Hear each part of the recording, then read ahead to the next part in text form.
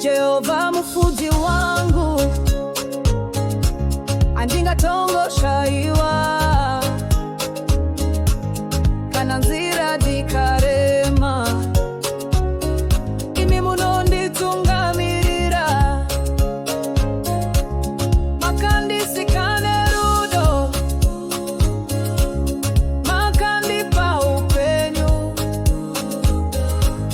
ndinofamba nerugare nekuti ndinovimba nemi, ndinovimba nemi, Mwari wangu munondishengeta mazuva ose,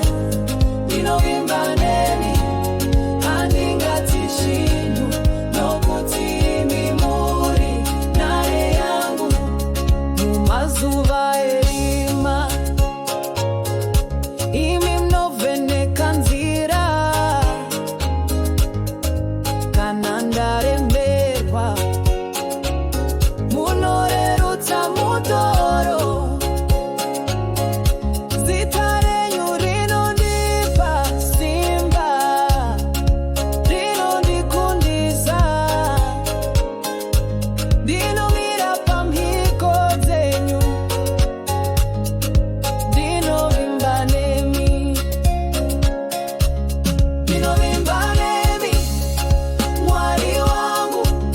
munondichengeta mazuva ose ndinovimba nemi handingatyi chinhu nokuti imi muri bako rangu upenyu hungaoma asi imi hamushanduki vimbiso dzenyu dzakarurama hadzimbovi dzenyema ndinoramba zvese zvenyika ndinosarudza imi Mwari wemhiko ndinovimba nemi ndinovimba nemi Mwari wangu munondishengeta mazuva ose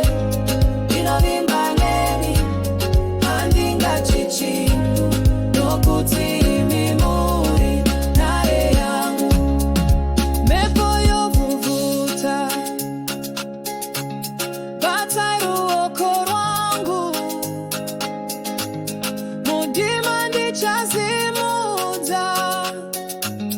ruoko ndibatei ndigamuchirei Baba ndigumbatirire rudo Mwari wevimbiso ndinovimba nemi ndinovimba nemi Mwari wangu munondichengeta mazuva ose ndinovimba nemi handingatyi munhu nokuti imi muri naye yangu ndinovimba nemi Mwari wangu munondichengeta mazuva ose ndinovimba nemi handingatyi chinhu nokuti imi muri